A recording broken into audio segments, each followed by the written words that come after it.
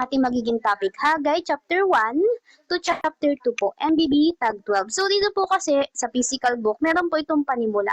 Kumbaga, ito ay parang overview patungkol dito sa aklat na ito ni Propeta Hagay. So, sabi po dito sa panimula, so hindi nyo po ito makikita sa inyong YouVersion app. Ito po ay nasa physical book po na naka-print. Dito nakasulat, kumbaga. So sabi po dito, ang aklat ng Hagay ay binubuo ng maiikling mensahe ni Yahweh sa pamamagitan po ni Propeta Hagay noong 520 BC or before Christ, bago dumating ang Panginoon. Nakabalik na ang sambayanan mula sa pagkabihag at may ilang taon na ring naninirahan sa Jerusalem. Kasi nga po, nagkaroon ng pananakop ng Babylonia at ganoon din ng Assyria. So sila daw po ay nakapanumbalik na po sa Jerusalem. Sabi po dito, ngunit wala pang kumikilos upang muling itayo daw po ang nawasak na templo. Which is during that time, ito po ay physical temple na pinatayo po ni Solomon. Pero itong temple na ito ay dahil po sa nagkaroon si David or yung kanyang ama ni Solomon, ng puso para patayuan ng Panginoon ng templo na kung saan made of gold, silver, mamahaling bato, lahat na para po parangalan ang Panginoon. At ito po ay located sa Jerusalem. Ito po ay itinayo sa may giikan ni Ornan na isang Jebuseo. So sabi po dito, taglay ng mga mensahe sa aklat na ito, ang paghimok daw po, kumbaga pag-urge sa sambayanan upang muling itayo daw po ang templo. Kaugnay nito, nangangako naman po si Yahweh ang ating Panginoong Diyos sa makapangyarihan sa lahat na gagawin niyang masagana, prosperous, di ba, abundancy, at matiwasay, contentment, may peace, ang kanilang kinabukasan bilang isang binago at dinalisay na sambayanan. So, may transformation, may purification. So, sabi po dito, dumako na po tayo sa chapter 1 ng Hagay. Ito po ang title nito ay iniutos ni Yahweh na muling itayo ang templo. At iba nga po sa ating generation, ito ay hindi na yung mga physical churches, ito na ay yung tao. Church, tayo na mismo. Yung katawan na po mismo natin. So sabi po dito, ang aklat na ito ay naglalaman ng mga pahayag ni Yahweh sa pamamagitan po ni Hagay. So ito po ay mensahe ng Diyos sa kanyang mamamayan sa pamamagitan po ni Propeta Hagay. Noong ikalawang taon ng paghahari daw po ni Haring Darius sa Persia. Noong unang araw ng ika-6 na buwan, so first day of the 6th month, si Yahweh ay nangusap kay Hagay para kay Zerubabel na gobernador ng Juda. So si Zerubabel po, iyan po'y anak ni Shealtiel at si Shealtiel ay anak naman po ni Jeconias at si Jeconias ay anak ni Josias. At si Josias po mula siya sa angkan ni Haring Solomon, si Haring Solomon mula sa angkan ni David, si David mula po sa angkan ni Juda at si Juda po ay anak ni Jacob or yung Israel na tinatawag po. So sabi po dito, at sa pinakapunong pari na si Josue or si Joshua, anak ni Jehozadak na mula naman po yan sa mga Levita sapagkat po ang mga pari ay mula po sa lahi po ni Levi. So sabi po dito verse 2, ganito ang ipinapasabi ni Yahweh. So ito daw po yung mensahe ng Diyos na makapangyarihan sa lahat. So powerful, walang above sa kanya, siya yung above sa lahat. At sabi po dito, sinasabi ng mga taong ito na di umano'y hindi pa napapanahon upang itayong muli ang templo. So, ang tinutukoy, hello po, Sister Lee. Magandang hapon po. Hindi po, we are spiritual, Brother Oriel. Hindi po kami kaanib ng religion. So, sabi po dito, sinasabi daw po ng mga taong ito na di umano'y hindi pa napapanahon upang itayong muli ang templo. So ito na yung mga taong nagsasabi na saka na ako magbabago, pagsisisihan ang aking mga kasalanan, tatalikuran lahat ng ito pag malapit ako mamatay. So yun yung most na strategy ng mga tao. Gusto muna nilang mag-enjoy sa buhay na to, then pag malapit na sila matigok, mamatay, saka na sila magbabago. Kaya naman pag the end of the world na doon na sila magbabalik loob sa Panginoon. Pero katulad nga po napanood ko, bibilhin mo ba ang isang prutas sa grocery store na nabubulok na? Of course, hindi. Yung fresh ang kukunin mo. So, parang ganun din po. 'Di ba? Hindi na kasi po natin magiging lang ang Panginoon. So kung gano'n yung puso't isip natin, na saka na tayo magbabago kapag malapit na dumating ang Panginoon, na saka na tayo magbabalik loob, magsisisi kapag malapit na tayo mamatay, dinadaya niyo lamang inyong sarili. At eternal life po ang usapan dito, kaya ngayon pala mag-isip-isip na kayo kung meron kayong ganitong mindset. Sapagkat hindi po yan uubra or e-epekto sa Panginoon dahil ang niloloko nyo ay ang inyong sarili. So sabi sa verse 3, dahil dito, sa pamagitan ni Propeta Hagay ay sinabi ni Yahweh sa sambayanan. Tama ba na naninirahan kayo sa mga magaganda at maayos na bahay, ngunit wasak naman ang aking templo? So, ibig sabihin na po nito, di ba? Naninirahan tayo physically, may maganda tayong bahay, o kaya naman busy tayo na pagandahin yung ating bahay, o kaya naman yung ating katawan na panlabas, di ba? Ating ina-upgrade, pero yung loob patay. Patay spiritually. At di ba nga po, lahat ng physical na yan na nakikita mo, yung katawan mo, yung bahay nyo ngayon, lahat yan ay guguho. Lahat yan ay masisira. At ang mananatili ay ang iyong soul. At iba yung soul, of course, nandiyan yung spirit mo. At ganun din, mananatili dyan yung bagay na unshakable. Diba po? And that is your faith. At gayon din, yung pakikipag-isa mo na sa Panginoon. Kaya nga po, diba, sinasabi ng Diyos, seek His kingdom first, which is spiritual muna, at siya na yung bahala sa physical. Kasi nga, kapag bigla ka namatay at nakapokus ka physically, damnation ka. Hell and worse, lake of fire. So, yun po yun. Ito ay warning sa mga tao, hindi lang sa generation ni Hagay, pati ngayon. Yung mga taong may ganitong mindset at ganitong. Ngunit, kaunti lamang ang inyong ani. So, di ba, for example, more effort sa pagtatrabaho or kung saan mang bagay, di ba po, pero parang hindi pa rin sapat. Kumbaga, more sipag, pero ganun pa din yung situation. Walang nangyayari. May hold pa rin yung poverty, may hold pa rin yung depression, may hold pa rin yung anxiety patungkol sa anong mangyayari bukas, anong kakainin, paano mababayaran to, anong gagawin dito, paano masusolusyonan to. So, nakapokus sa sin at ganun din self-reliance. At gayon din po, sabi dito, may mga pagkain nga kayo, ngunit kakaunti naman at hindi makabusog. So, ibig sabihin, it doesn't feel the hunger mo. Kumbaga, tawag dito, walang contentment. So sabi pa po dito, may alak nga kayong naiinom, ngunit hindi naman sapat upang magbigay kasiyahan. So yun din po, wala ding contentment, kumbaga hindi na-filled yung emptiness na yun. Kasi dito sa nabasa natin, may kulang. At sabi dito, may damit nga kayong naisusuot, ngunit ginay-ginaw pa rin kayo sa taglamig. Kumikita nga ang manggagawa, ngunit kinukulang pa rin siya. So kahit ano yung effort mo sa pagtatrabaho, sa pag-iipon, or kung ano pa man, parang ganun at ganun pa din yung current situation mo. Hindi ka nakakaalis sa ganun sitwasyon, cycle lang siya. At sabi pa po dito sa verse 7, alam ba ninyo kung bakit ganyan ang nangyayari? So ito daw po yung rason kung bakit nangyayari ang lahat ng ito. Kung bakit walang contentment yung buhay ng tao, kung bakit parang kulang, di ba? May hunger pa rin, may empty space pa rin na dapat punan. Ito daw po yun. Sabi sa verse 8, hindi ako nasisiyahan sa mga ginagawa niyo. So, because of the life that you have right now, it reflects kung ano yung activities na ginagawa mo. If you are living in sin, of course, puro distraction, walang contentment, walang peace ang mangyayari sa'yo. Kasi you are not covered by the presence and by the blood of God. So you are open in spiritual realm with these demonic entities, at yung anxiety mo, yung depression mo, kung anong paghihirap yung nararanasan mo, yun yung nagiging pagkain nila. And also, meron silang hold sa'yo, meron silang authority sa'yo, kaya up until now, your life is miserable, you have no peace, wala kang contentment sa buhay mo, may hinahabol ka ng hinahabol, pero hindi mo makakuha, kaya naman ginagawa mo lahat, pero kulang pa rin. So, yun.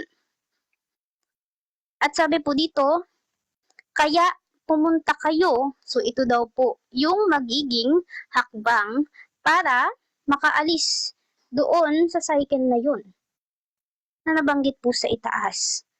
Yung kawalan ng contentment, kawalan ng peace, lack of, ang tawag dito, lack of something na parang kailangang punan ng punan. Kumbaga parang may void. Parang may kailangan i-filled, may emptiness na kailangan i-filled. Pero hindi nga po yun ma-filled ng kahit anong bagay dito sa mundo. Only the Lord Jesus Christ. Siya lang magbibigay ng contentment. Siya lang magbibigay ng peace.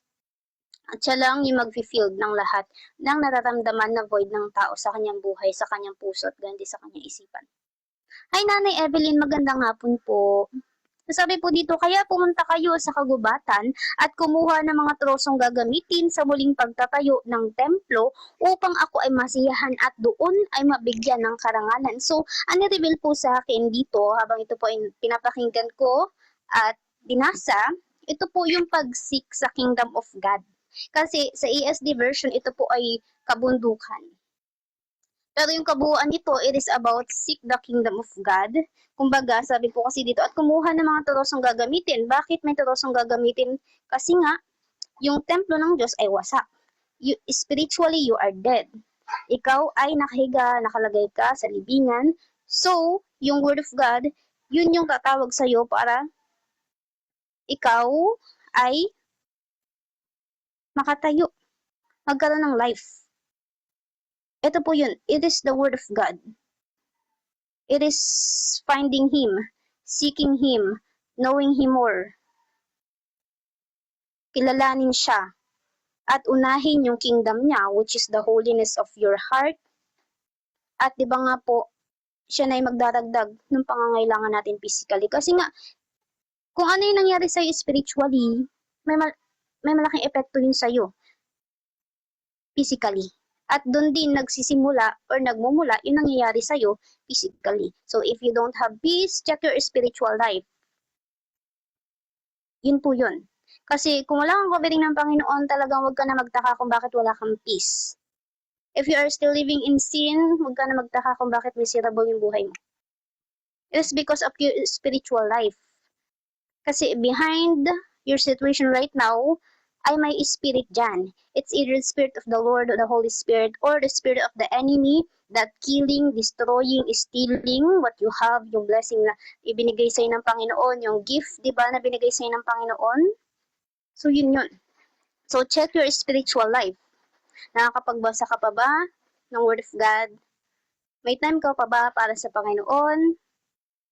Sinisik or hinahanap mo pa ba siya? Or saka mo lang siya hinahanap at nagdadasal pag may kailangan ka? Kasi kung ganun, talagang mamatay ka spiritually at patay ka spiritually, nasa libingan yung spirit mo right now.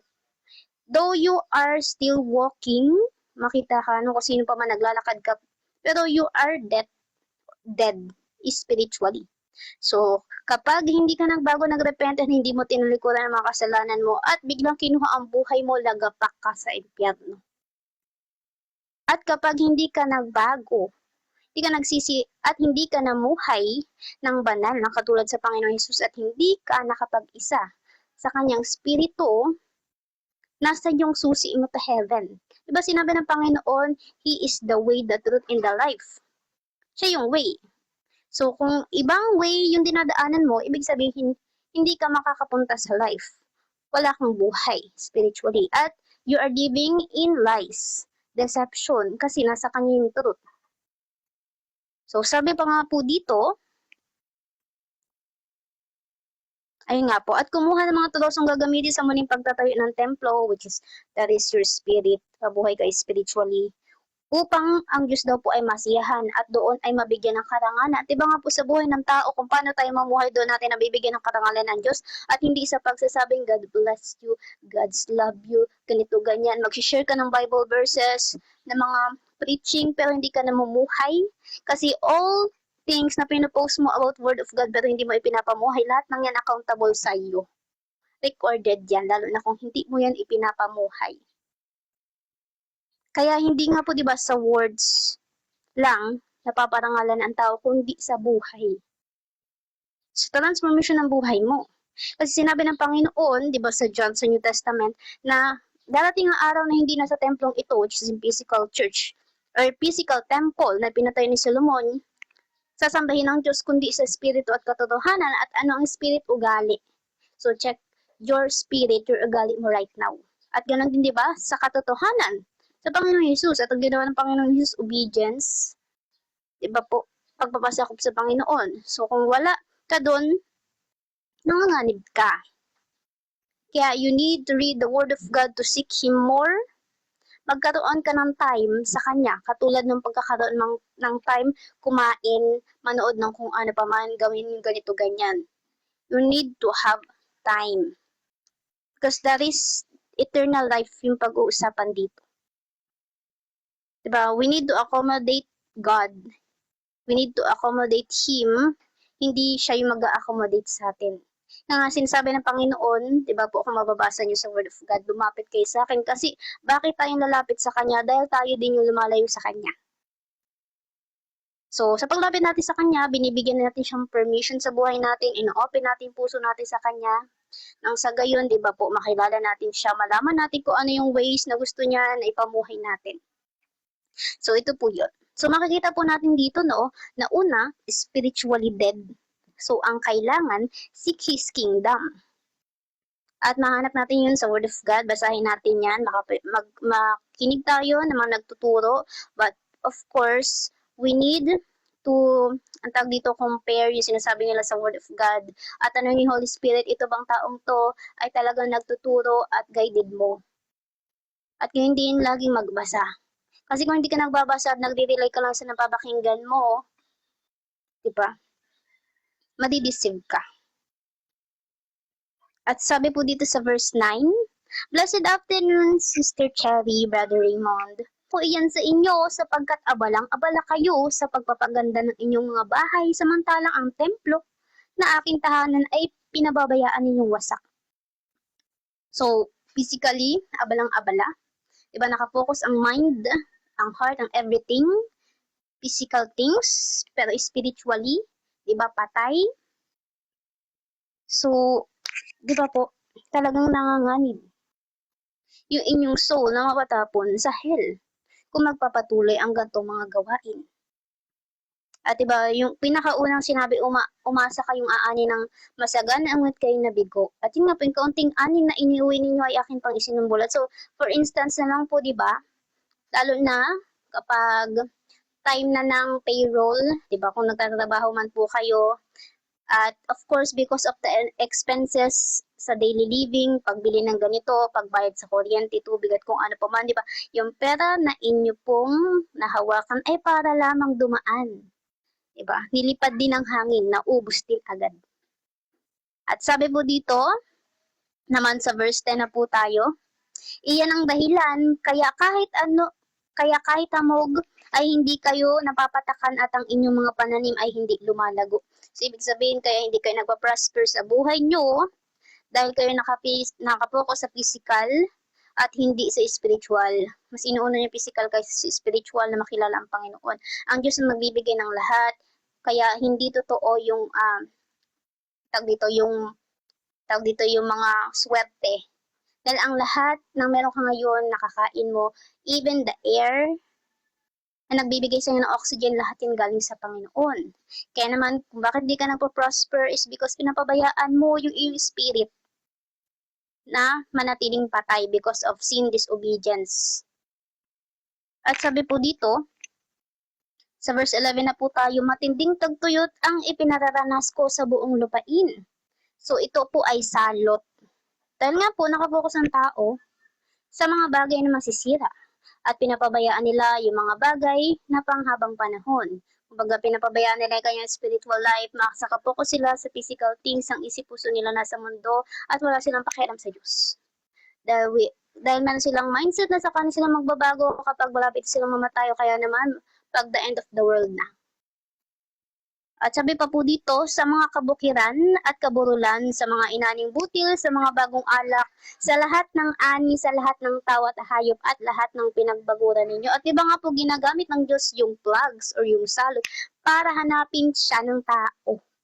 So, dito pa lang po, no, bukod sa nagbibigay ang Diyos ng warning, naggumagawa din siya ng way para ipunin yung kanyang mga elect. Di ba yung attention ng kanyang mga elect ay muling ma-refocus sa kanya dahil wala namang kabuluhan yung kanilang nga pong hinahabol. Kasi nga po, di ba, katulad sa mga ngaral, everything is vanity, walang kabuluhan. Dahil in spiritual world, wala kang madadala kahit piso. It is your soul na haharap sa Diyos. Pero di ba nga po ang makakasama natin ay yung mga taong binahagi na natin ng salita ng Diyos. Wala tayong madadalang kahit ano dito, pero yung nabahagi na natin ng Word of God, makakasama natin sila doon. Hello po, Brother John. So, ngayon naman po mga kapatid, tayo ay dumako na sa verse 12. Ang title po nito ay Sinunod ng Sambayanan ng Utos ni Yahweh. So, nung napakinggan nila, itong sinabi ng Panginoon sa pamamagitan ni Haggai, yung warning, yung reason kung bakit ganun pa rin yung buhay nila, kung bakit ganun yung nangyari sa kanila, sila ay nag-respond. Merong pag-respond. Diba nga po, may tugon. Kasi, di ba, katulad na lang din po ng lagi nating di napapakinggan, if ever man po kayo ay nagbabasa o nakakapangindig na ng Word of God, di ba nga po,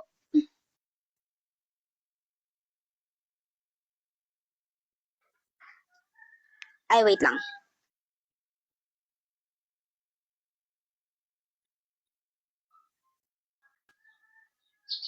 So, yun po, na hindi lang po natin papakinggan, gagawin din natin. So, ibig sabihin, merong action na gagawin.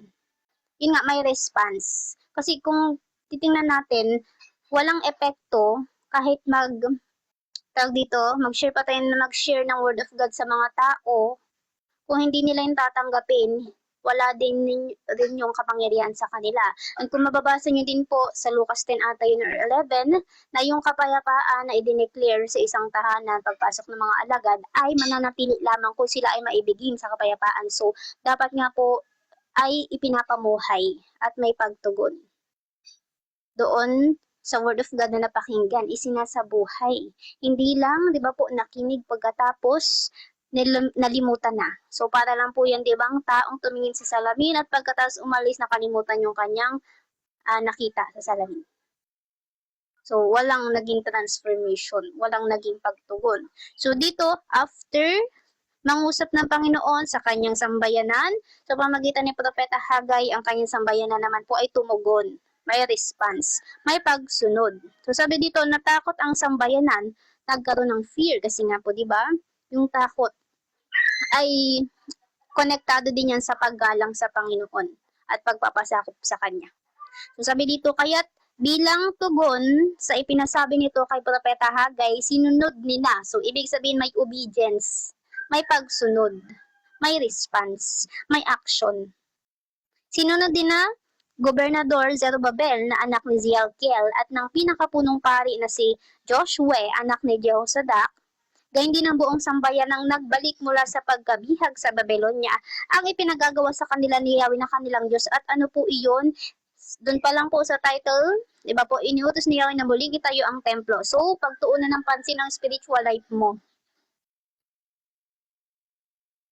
At sabi nga po dito, verse 13, nalugod siya, ibig sabihin, nasiyahan ang Panginoon, kaya't sa pamamagitan ni Propeta Haggai ay muli niyang ipinasabi sa sambayanan. So kasi ang gusto ng Panginoon ay humility, pagsunod sa Kanya, obedience. Sabi niya po, nangangako akong kayo'y aking papatnubayan. So may protection, di ba po, ang Panginoon ang naglilid. So yun, at kapag sinabi ng Panginoon, iyan po ay kanyang gagawin. So dahil nga po 'di ba, naging pleasing sa Panginoon itong sambayanan niya, sinunod yung utos niya, yung kung ano yung sinabi niya kay Propeta Haggai na mensahe, ay sinunod ng mga tao at nagkaroon sila ng takot sa Diyos. Tumugon sila, may response sila, hindi lang sila nakinig, kundi ginawa nila. Kaya nagkaroon ng resulta at ang resultang yun nalugod ng Panginoon at ngayon, nangako ang Diyos na sila'y papatnubayan. So obedience, hello po, Brother John. So sabi nga po dito sa verse 14, simula nga noon si Yahweh ang nagbigay ng lakas loob sa lahat ng nagtatrabaho upang muling itayo ang templo. So ito na po kasi yung Kingdom of God is spiritual house. Di ba nga po sabi dito, lahat na nagtatrabaho. So lahat ng mga tao na nagsimula, di ba nga po, na lumakad spiritually, nilakaran yung nais ng Panginoon. After ng panawagan ng Diyos sa kanila, tumugon sila at binabagtas nila yung landas patungo sa kabanalan, patungo sa Panginoon, which is yun ang finish line. So sabi nga po dito, upang yun nga po muling itayo yung templo. At yun nga po yung nabanggit kanina, spiritual house, kingdom of God, which is the holiness of your heart. Kaya nga po di magkakaroon ng pakikipag-isa yung espiritu mo at yung espiritu ng Panginoon. Kaya yung pag-uugali mong dating masama, mawawala. Dahil i-kick out ni Holy Spirit lahat ng evil spirit na naka-attach sa'yo, na nag-influence sa'yo para maging ganun yung ugali mo. So, ang magi-enthroned ang uupo na dyan sa puso mo, na siyang pinagmumulan lahat ng motibo, lahat ng mga ginagawa mo, lahat ng iniisip mo, ay mag-iiba. Kaya nga po, di ba, magkakaroon na ng fruit of the Holy Spirit kapag nakipag-isa na. But of course, syempre, kailangan mo nang tanggapin ng Panginoon. Hindi mo matatanggap ang banal na Espiritu kung hindi mo tinanggap ang Panginoon Jesucristo na siya maglilinis sa iyong mga kasalanan. At ang Holy Spirit naman ang susunod, siya mag-purify, magsasanctify. Diba nga po, mag-born again ka in spirit, mababago yung ugali mong masama. Mababago yung ugali mong makasanlibutan into holiness. Magkakaroon ka na ng love, joy, peace, kindness, goodness, gentleness, faithfulness, self-control. At yan po lahat ay fruit of the Holy Spirit. Hindi mo yan magagawa ng ikaw lang. Kasi nga po, di ba makikita natin may influence yung mga spirit or yung spirit na nasa iyo sa buhay mo. The way mo mamuhay. At sabi nga po dito, ayun, simula nga po noon, si Yahweh na ang nagbigay ng lakas ng loob sa lahat na nagtatrabaho upang muling itayo ang templo. Hindi lamang ni Zerubbabel na gobernador ng Juda at ni Josue or Joshua na pinakapunong pari, kundi daw po ng buong sambayan ng lumaya. So lahat po nag-respond silang lahat, obedient sa lahat ng wayos. Dahil nga po sinabi ng Panginoon, nangangako siya. Napapatnubayan niya ang mga ito. At tayo din po, yung tinutukoy dito, hindi lang sa kanilang time. So tayo din po yun. So sabi nga po dito, kundi nga din po ng buong sambayan ng lumaya at nagsibalik mula sa pagkabihag. At sama-sama daw po. So ibig sabihin may unity, may fellowship dahil yan po ay buhat sa Diyos. Dahil nga po ang kingdom, di ba nga po, na divided ay hindi mula sa Panginoon, yan ay mula kay Satan. So sama-sama at tulong-tulong daw po. So yung katawan, body of Christ, vessel of God, daw po ay tulong-tulong daw po nilang sinimula ng muling pagtatayo ng templo ni Yahweh at yun na nga po yung kingdom of God. Tayo na nga po yun. Yung holiness ng ating puso, kapag tinanggap natin siya, binuksan natin yung puso sa Kanya at nag-humble tayo at hinayaan natin siya ang kumilos. Dahil hindi man pwedeng dinelivered ka, pinalayos yung evil spirit at mananatili ang empty. Dahil kapag empty yan, may possibility na sila'y manumbalik kaya magiging worse ulit yung situation mo. So dapat, kapag may inalis, may papalit. At yun nga po yung Holy Spirit na ibibigay ng Panginoon kapag tinanggap natin siya sa ating mga puso. Kapag nakipag-isa tayo sa Kanya. So kailangan nga po, di ba, may ang tawag dito, because of the free will. So may permission mula sa atin na papasukin ang Diyos. Kasi bubuksan natin yung pintuan ng ating puso. At yung dati nating pusong patay, spirit na patay, di ba po, ay muling mabubuhay. At matra-transform, mag-iiba na. Yung mga motive and intent natin dyan, ganun din pag-uugali natin. So sabi nga po dito, yun nga po, sama-sama tulong-tulong nilang sinimula ng muling pagtatayo ng templo ni Yahweh na makapangyarihan sa lahat. So, yun nga po, emphasize natin yung makapangyarihan sa lahat. So, kung sino pa mga demonic entities na yan, whatever ranking na meron sila, wala yang magagawa sa Panginoon dahil siya po ang makapangyarihan sa lahat. He is above all, powerful. At sabi nga po dito, ang kanilang Diyos, na siyang Diyos din po natin, hindi po ba? At sabi po sa verse 15, noong ika-24, so 24th day, ng ika-6 na buwan, 6th month, ng ikalawang taon ng paghahari ni Dario. So, that time daw po sinimulan yung pagtatayo ng templo ni Yahweh. So, ganun din po yan, sinimulan mong lakaran, yung landas na pinapalakaran sa ng Panginoon. At yun, yung pagtalikod sa kasamaan ng mundong to, At lalong-lalo na pag-deny sa sarili mo, of course, at pag-crucify sa flesh mo, at pagsunod sa Panginoon, Jesucristo. I-imitate natin kung anong ginawa niya, obedience, nagpasakop siya sa Panginoon, kung anong kagustuhan ng Diyos, yun yung kanyang ginawa. At sabi niya nga po, di ba, ang pagkain niya ay sundin ang kalooban ng Diyos, na siyang dapat din po natin gayahin as a vessel, as a body of Christ. Kasi nga, kung talagang Espiritu ng Panginoon ang nasa atin, ganun din yung ating gagawin. At sabi nga po dito, tayo ay tumako na sa chapter 2. Ang title po nito, Ang Kagandahan ng Bagong Templo. At itong bagong templo na to, tayo na po to. Tayo, tao. Hindi na physical church. Tayo na spiritual house, kingdom of God, which is your heart. So sabi po sa verse 1 ng chapter 2, noong ika-21 daw po ng ikapitong buwan, so 21st day of of the 7th month ng taon ding iyon, so ganong taon din daw po, muli daw pong nagsalita si Yahweh ang Diyos sa pamamagitan po ni Propeta Hagay upang ipaabot, so ipaalam, di ba po, as a messenger, as a passageway, yung mensaheng ito kay Zerubbabel na gobernador ng Juda at kay Joshua na pinakapunong pari, gayon din sa buong sambayanan. So, di ba po, simula sa leader, ganun din sa pinakapunong pari at sa lahat ng sambayanan. So, lahat yung mensaheng ito. So, sabi po dito sa verse 3, sino sa inyo ang nakakaalala sa maringal na kaningningan ng naunang templo? So, yung naunang templo daw po, di ba? Na kung mababalikan natin, sa 1 Kings yan, sa 2 Chronicles yan, gold. Nagniningning, mamahaling bato, batong cypress, batong cedro or cedar, at yung mga kagamitan, di ba nga po, pilak, tanso, gold. So, kung i-imagine natin, i-visualize natin yon, talagang maganda. Sobrang ganda po. Pero sabi nga po dito, maihahambing ba ninyo ang kagandahan noon sa itsura ng templong ito ngayon, which is us? At iba nga po sa pamagitan ng buhay natin, kapag isinuot na natin ang Panginoong Jesucristo, yung dati natin damit, hinubad na natin, which is sin, disobedience. Diba nga po, yung liwanag niya ay magre-reflect. Diba nga po tayo ay magiging ng light. Because of Him, not because of us, but the one who is inside of us. So sa pamagitan ng pamumuhay natin, di ba nga po, magliliwanag yung kaluwalhatian ng Diyos. So yun po yun. Sa ating mga buhay.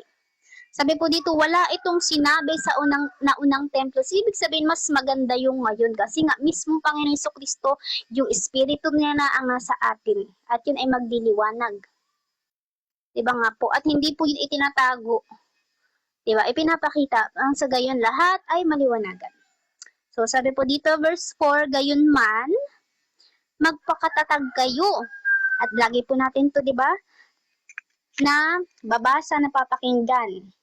Kumbaga, manatili, be still. Kasi kapag shaky tayo, yung ating mind, mabilis tayong ma-devour.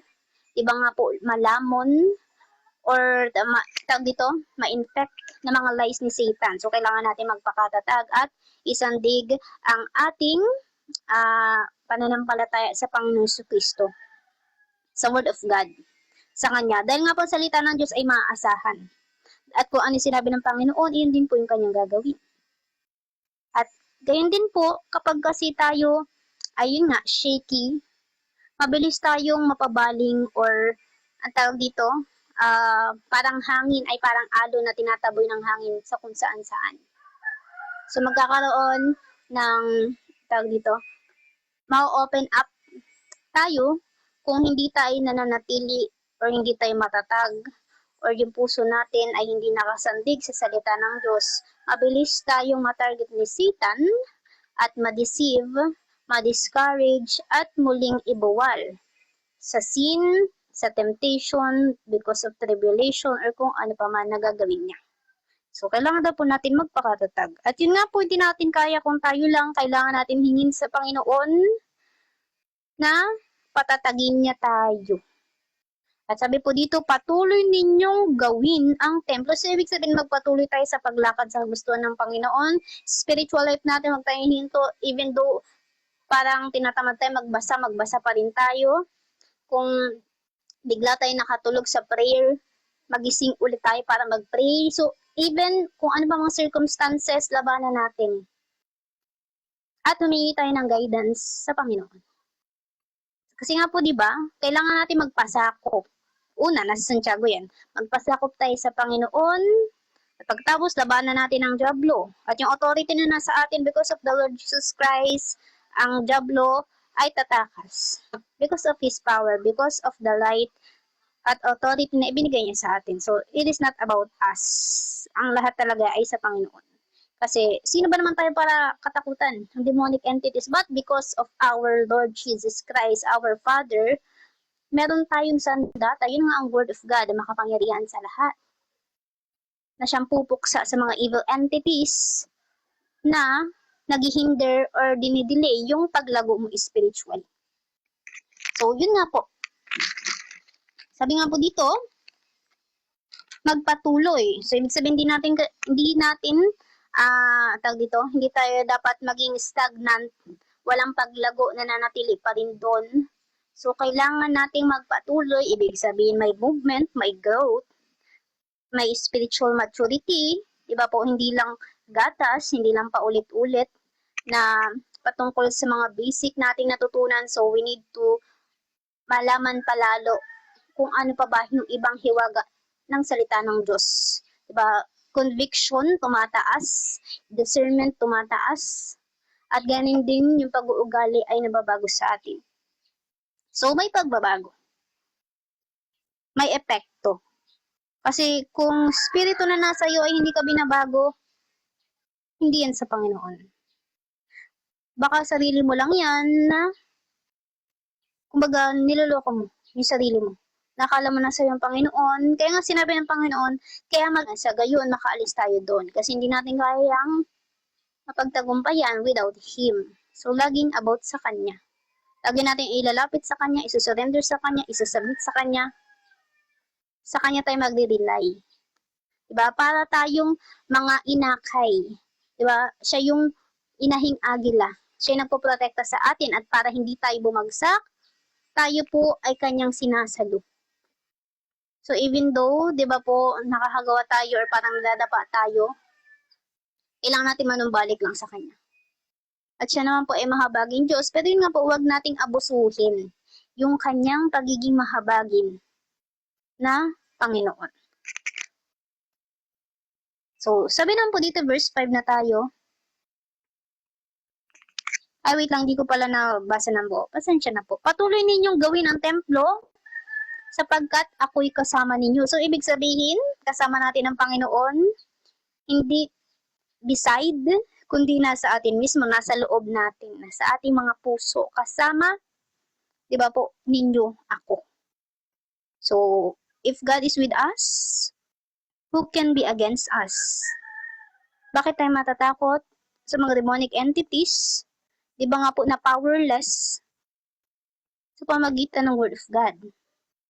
Dahil nga po ang Diyos natin pinaglilingkuran ay makapangyarihan sa lahat, Lord of Lords, King of Kings, above all.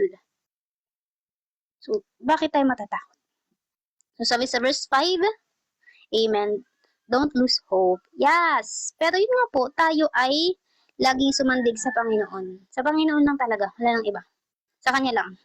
Kasi tayo ay, of course, as a person, yung mga emotion natin, minsan mataas, minsan mababa, minsan malungkot. So, kailangan natin lagi mag-surrender sa Panginoon.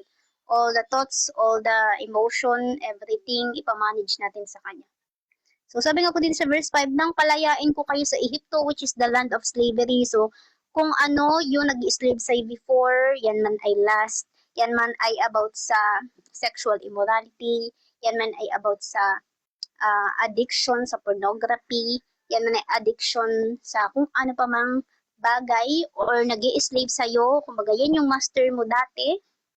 Diba po, sabi dito, nang palayain ko kayo sa Egypto, aking ipinangako. So, ipinangako ng Panginoon at pag sinabi niya, gagawin niya. Palaging ko kayong papatnubayan. So, palagi. So, walang schedule na ganitong oras, papatnubayan tayo ng Panginoon, na ganitong day, papatnubayan tayo ng Panginoon, na ganitong week, dito lang siya, tawag dito, mararamdaman yung presence niya. So, kumbaga, palagi daw po. So, even though, noong mga panahon nagsisim tayo, may protection tayo ng Panginoon, yung mercy niya. Diba po, ang Panginoon Yesu Kristo, ang siya nagiging intercessor, dahil kung hindi, wala na, nagapak na, patay na. Spiritually, at talagang nandun na sa hell, nagsasuffer. Kasi kung wala tayong protection ng Panginoon, malamang tayo ay, tawag dito, ginutay-gutay na ng mga demonic entities. At mas lalong ginawang miserable ang ating buhay. So grabe po no, yung mercy at pagmamahal ng Panginoon at yung patience niya. Katulad nga po, di ba, kung kayo man po ay nagtatanim or kung sino pa man po ay nakapanood kayo, di ba, yung seed, diba po, may patience dyan, bago bago sila lumago, of course, bibigyan mo muna ng time para mag-germinates. Diba, kapag nag-germinates na siya, begin to grow, magkakaroon na siya ng dahon, at gayon din yung, tawag dito, yung stem, mamumunga, mamumulaklak, at mansinin nyo po yung patience nung nagtatanim. Diba po? So, grabe yung patience ng Panginoon sa atin, kasi, diba, tayo din ay hinantula bilang puno na kanyang itinanim. At siya din po ang magpapabunga kung makikipag-isa tayo sa kanya. At di ba nga po, sa presence ng water doon sa soil, magiging malambot siya at di ba nga po, kapag naging malambot iyon, kumbaga matabang lupa, doon na mamumunga yung seed na inilagay niya sa ating mga puso. Yung Word of God. At di ba nga po tayo ay mamunga sa pamamagitan lang niya. Wala na pong iba. Kasi yung bunga na yun na po yung spirit niya. Hindi po yung spirit na create natin, kundi yun yung spirit na buhat sa kanya.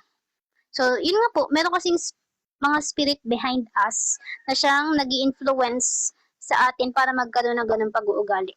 So, yun po.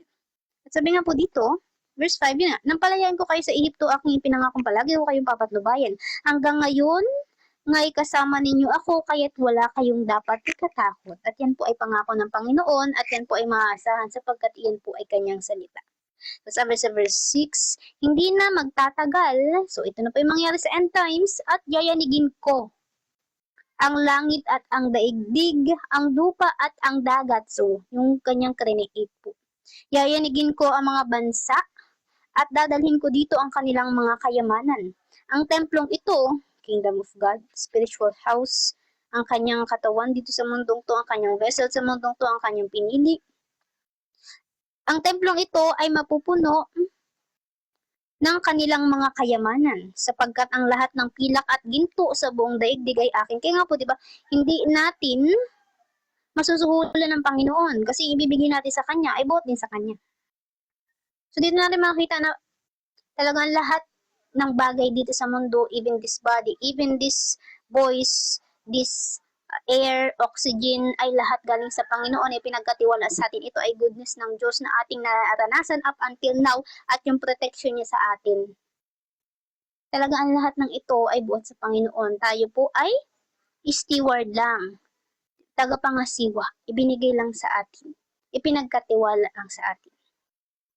At sabi nga po dito, verse 9, dahil dito, ang bagong templo ay magiging higit na maganda kaysa doon sa nauna. At sa bagong templong ito ay mahayag ang kasaganaan at katiwasayang ipagkakaloob ko sa aking sambahayan.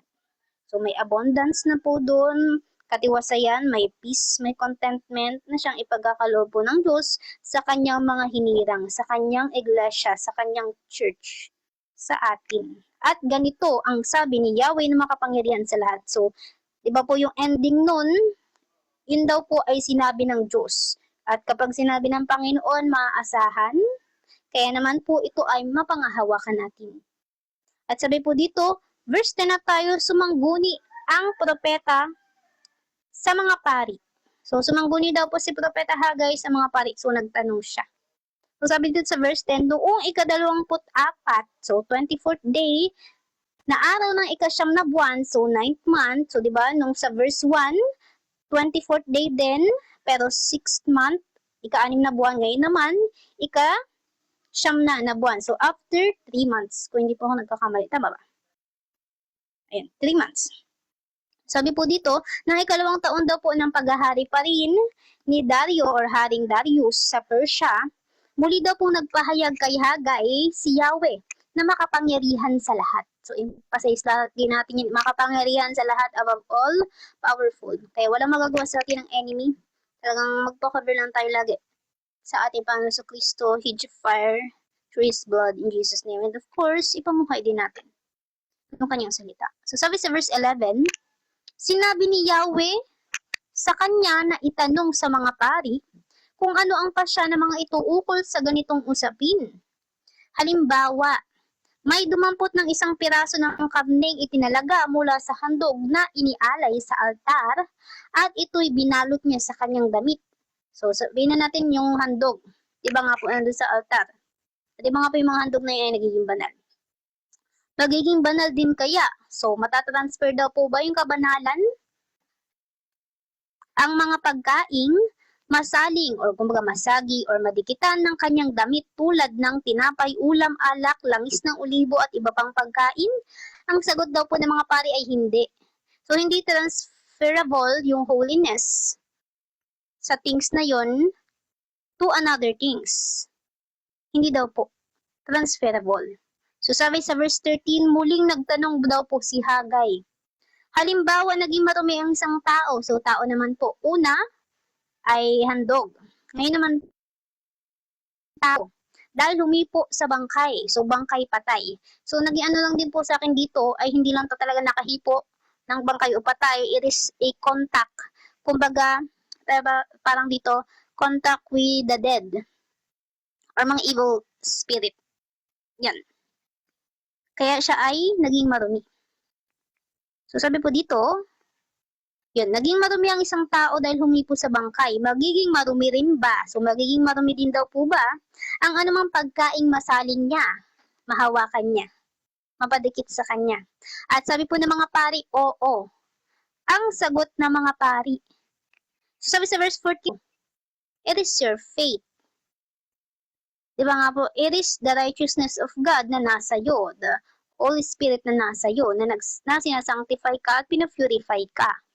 So, hindi yung mga handog, diba po, yung ginagawang pagtulong sa kapwa, or kung ano pa man, hindi daw po yun. Hindi yung pagiging mabuti mo, mabait mo sa ganito, ganyan, but having a life of holiness because of the Holy Spirit na nasa iyo, na nagtatransform sa iyo. Kasi nga po, diba, ang banal na spirito ang tatak. So, yun po yung tatak na mariredeem yung taong to.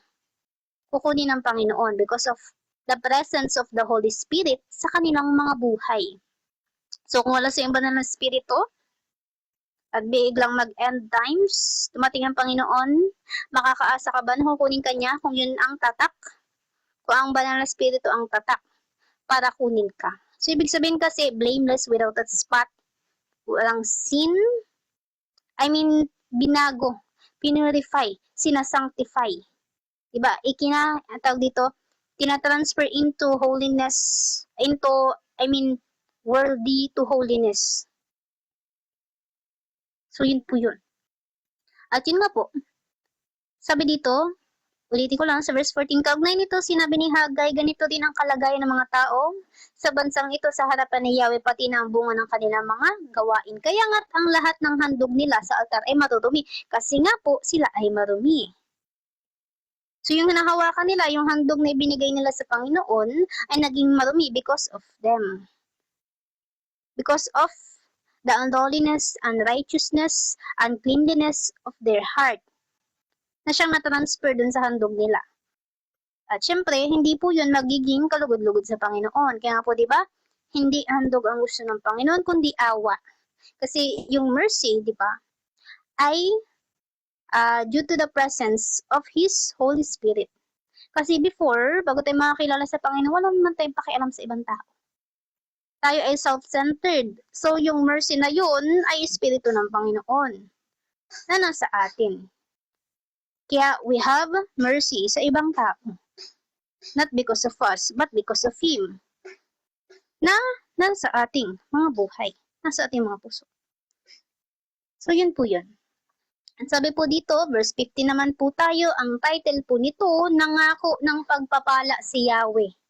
So, nangako daw po ang Panginoon ng pagpapala. So, sabi sa verse 15, sinabi rin ni Yahweh, pag-isipan ninyong mabuti, pag nilay-nilayan daw po, pag-isipang mabuti, ang mga pangyayaring magaganap sa inyong buhay mula sa araw na ito. Noong hindi pa ninyo nasisimulang gawing muli ang templo, so nung dati wala pa tayong pakialam sa ating spiritual life, namumuhay pa tayo na makamundo, ginagawa pa natin gusto natin, wala tayong pakialam sa Word of God, hindi tayo nagbabasa, nagpe-pray lang tayo pag gusto natin, pag may kailangan tayo, pag may sakit tayo, or feeling natin mamamatay na tayo, saka lang tayo tatawag sa Panginoon. So, bago daw po yun, di ba? Tumakad tayo, sinik natin Word of God, bago daw po yun, so sabi sa verse 16, inaasahan ninyo ang isang buntong trigo ay 200 kilo, ngunit yun pala ay 100 lamang. So, ibig sabihin, may reason.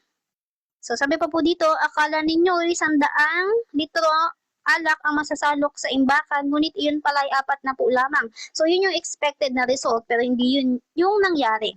Kasi nga sabi sa verse 17, sinalanta ko. So, ibig sabihin may plugs, may salot na ginawa ang Panginoon. Sinalanta ko ang inyong mga pananim sa pamamagitan ng mainit na hangin, amag at pag-ulan ng yelo, gayon may hindi pa rin kayo nanumbalik sa akin. So, makita natin yung plugs, yung salot ay ginagamit ng Panginoon para panumbalikin yung kanyang bayan, yung kanyang mga tao sa kanya. Kasi nga 'di ba, ang tao saka lang yung makakaalala, lalo na kung worldly, kapag may lindol, may sakuna, or parang 50-50 na yung buhay nila, or kaya naman gipit na sila, saka lang sila tatawag sa Panginoon. So, saka lang sila, kumbaga, makakaalala na may Diyos pa pala. So, ginagamit ng Panginoon yung para gisingin yung mga tao. Hindi lang physically ganun, spiritually naman ang balik sa Kanya. Sabi sa verse 18, ngayon ay ika-24 na araw ng ika-9 na buwan, so 24th day, iba nga po, ng ika-9, so 9th month, at ito ang araw daw po na natapos ang pundasyon ng templo. At alam naman po natin na walang ibang pundasyon, kundi ang Panginoong Jesucristo, ang Word of God. Kaya nga po, di ba, hindi tayo unshaken na because of Him. Hindi tayo yung taong nagtayo sa buhanginan at dumating yung sakuna, baha, bagyo, malakas na hangin at nabuwal or nawasak yung bahay. Tayo, yung mga taong nagtayo ng tahanan sa bato. So, umulan, bumaha, bagyuhin, iba nga po, unshaken nakatayo. Because of the house, but because of the foundation. At yun ang ating Panginoon Jesucristo. At sabi nga po dito, ayan, bantayan ninyo ang susunod na pangyayari. So, bantayan daw po, di ba? Maging spiritually awake at maging dito aware or gising sa mga susunod pa daw po na pangyayari. Sabi sa verse 19, ubos na ba ang mga pagkaing butil sa kamalig? Wala pa bang bunga ang mga puno ng ubas, ng igos, ng granada at ng olibo? Huwag kayong mabahala sapagkat mula ngayon ay pagpapalain ko na kayo. So, magpo-provide. May provision ang Panginoon amidst or despite ng lahat ng ito. Diba? Yung kawalan, diba? Ubos na eh. Kawalan, lack ng pagkaing butil, kawalan ng bunga ng mga puno ng ubas, mga igos ng granada at ng olibo na siyang, di ba, ginagamit ng mga tao for daily living. But sabi nga po, huwag daw mabahala sapagkat mula daw po ngayon ay pagpapalain ko na kayo. So, at ang salita ng Panginoon ay mapangahawakan po. So, sabi naman sa verse 20, ang pangako ni Yahweh kay Zerubbabel. Nang araw ding iyon, ika-24 ng buwan, so isa pa daw pong mensahe nung araw ding iyon, ang ibinigay ni Yahweh para kay Hagay upang iparating daw po kay Zerubbabel na gobernador ng Juda. So sabi po dito, malapit ko nang yanigin ang langit at ang lupa, pati na ang mga kaharian, wawakasan ko na ang kapangyarihan ng mga ito. So sisirain na ng Panginoon pupok sa inyo na son of disobedience, army of Satan, kingdom of darkness, sisirain ko na ang kanilang mga karuwahe at papaslangin ang mga nakasakay doon, mamamatay din ang mga kabayo at pagpapatayan ang mga gabayo. So magiging chaotic at gayon din talagang total destruction against dito sa mga evil na tao, na beings, and the spirit behind them. Sabi sa verse 23, pagsapit ng araw na iyon, so ito po ay redemption, second coming ng Panginoon, kukunin kita Zerubbabel na ang tinutukoy din po ay ang kanyang church, ang kanyang bride, blameless, without a spot, diba, purify, sinanctify ng banal na spirito. Kukunin kita, Zerubbabel, na aking lingkod, itatalaga kita upang maghari sa ilalim ng aking kapangyarihan. Ikaw ang aking pinili, chosen daw po ng Panginoon. At di ba nga po, kailangan pa din natin maging tapat hanggang wakas. Because this is a race. Kung tayo hindi patuloy na tatakbo, mahinto tayo sa certain position or distance at hindi tayo makakapunta sa finish line. At nandun sa finish line, ang ating reward. So, kailangan natin magpatuloy, kailangan ng movement, at kailangan natin bagtasin ng bagtasin itong daan na pinapalakaran sa atin ng Panginoon nang sa gayon makarating tayo doon sa finish line na kung saan nakasama natin ang Panginoon. At sabi dito, ikaw ang aking pinili, iyan ang pahayag ni Yahweh na makapangyarihan sa lahat. At kapag sinabi ng Panginoon, kanya pong gagawin, maasahan, at ating mapanghahawakan. So, dito, ano po natin, ang tawag dito, summary. So, di ba, nung una po, patay or wasak yung templo, spiritually dead. Now, nagbigay ng warning ang Panginoon sa pamamagitan ng kanyang lingkod. At di ba nga po, nung napakinggan ng mga tao kanyang sambahayan, yung warning ng Panginoon sa kanila, laban doon sa kanilang ginagawa, ang dahilan kung bakit gano'n yung kanilang nararanasan, gano'n yung kanilang estado, sila po ay nag-respond ng gano'n ng obedience. May pag-response. So, kung ano sinabi ng Panginoon, gano'n yung kanilang ginawa. So, may obedience. Kung nangyari. At dahil doon, nag-result ng maganda na lugod ang Panginoon, di ba nga po nangako, napapatnubayan, sasamahan, poprotektahan, magiging covering, magiging protection, di ba? Magiging, tawag dito parang pakpak na siyang nakakover sa atin para hindi tayo tawag dito ma-open. Wala na yung spiritual life, di ba po, sinik na yung kingdom of God, at ganun din yung righteousness ng Panginoon, at ang Diyos na, di ba nga po, ang nagdagdag na iba pang mga bagay, ngayon naman po ay yung patungkol sa kagandahan ng bagong templo at nagiging maganda yung templo or yung tawag dito, nakikita yung liwanag sa buhay ng tao sa pamamagitan ng Panginoon si Kristo. At di ba tayo as a vessel, tayo na nga po yung templo ng Panginoon, nasa 1 Corinthians po yan, at maninirahan na siya sa atin, at kasama natin siya, at hindi daw ito maihahambing or kumbaga mas maganda ito kaysa doon sa nauna, which is physical, kasi ngayon is spiritual na, di ba nga po, at yun na nga po tayo, yung templo niya, at pinalalahanan niya tayo magpakatatag at patuloy daw, ibig sabihin magpatuloy tayo sa pinapalakaran niya. At pinaalalahanan din tayo patungkol nga po dun, di ba, nang simula, nung tayo ay palayain mula sa pagkabihag sa kung ano pa mang umalipin sa atin, ipinangako po ng Panginoon na palagi, di ba, papatnubayan tayo ng Diyos. At hanggang ngayon, pinapatnubayan niya tayo dahil yung mercy niya, ay patuloy nating nararanasan yung protection niya, yung goodness niya, at ganun din yung lahat na yung pinagkatiwala niya, at nararanasan ngayon is because of Him. Then after that, iba nga po, yung patungkol naman sa paano nagiging banal, I mean, about holiness naman. So sabi dito, di ba, yung handog, hindi niya, yung holiness dun sa handog ay hindi natatransfer dun sa kung ano man, yung matouch niya or masaling niya or makontak niya, hindi transferable. At ngayon naman, yung tao naman na nakahawak sa patay, kapag nakahawak siya ng mga object items, yun naman ay nagiging marumi. Dahil nga, siya ay marumi. At kung isa-sum up natin yun, hindi yung good works mo, your own way of good works, ang magta-transfer sa'yo into holiness, kundi yung presence of the Holy Spirit sa buhay mo. At pag-deny mo sa sarili mo, sa flesh, pag-crucify dyan. At yun nga po, pagsunod lamang sa Panginoon Jesucristo. Then after that, diba po, yung pangako ng Panginoon na pagpapala, provision niya. At ganoon din yung contentment na ibibigay niya. Kasi panatag tayo na siya na ang magbibigay ng lahat. At magkakaroon na lang tayo ng total reliance sa Kanya. At hindi reliance sa ating strength, sa ating sarili, kundi sa Kanya. At ngayon din po nababago yung motibo ng ating puso, kasi mas nakafocus na tayo spiritually sa mangyayari, sa inaharap, sa redemption ng Panginoon, di na sa mundong to. At, di ba po, after that, yung pangako ng Panginoon. At yun nga po, yung pag-redeem, pag-rapture, pagkuha sa kanyang mga elect, kumbaga, papauwiin na sa totoong tahanan at doon na nga po, di ba, makakasama natin ang Panginoon. Magpa sa walang hanggan. So, doon po nagtatapos mga kapatid ang ating pong topic ngayong araw. Yan. Magandang gabi po sa lahat. Ayan. Baka may gusto po kayong idagdag mga kapatid. Yan.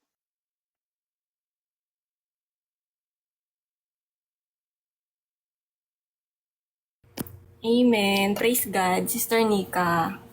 Ang ganda nung Hagay, no? At actually, na-topic na natin to, no? Tapos ngayon, ang daming nadagdag na mga revelation ni Lord. Thank you, Lord. Nung habang tinatopic mo to, Sis Nika, napipicture out ko siya yung dito sa unang sa unang chapter, mga kapatid. It talks about tayo dati, spiritually dead pa tayo dati. Dito sa first na talata ng first chapter.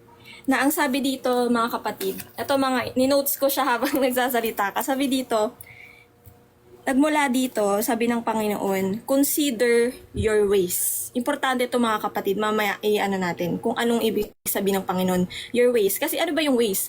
Anong ginagawa mo sa buhay mo? Kung ikaw ba, anong ginagawa mo sa buhay mo dito sa lupa?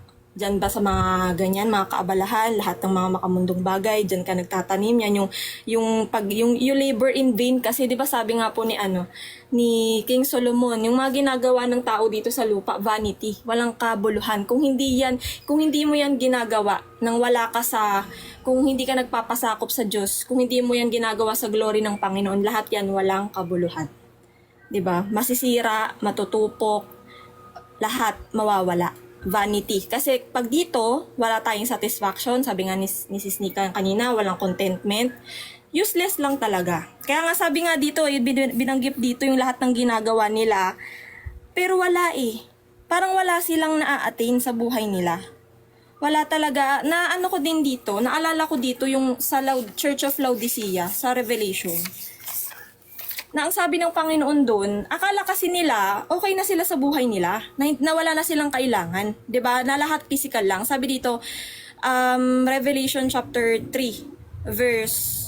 sabi dito sa,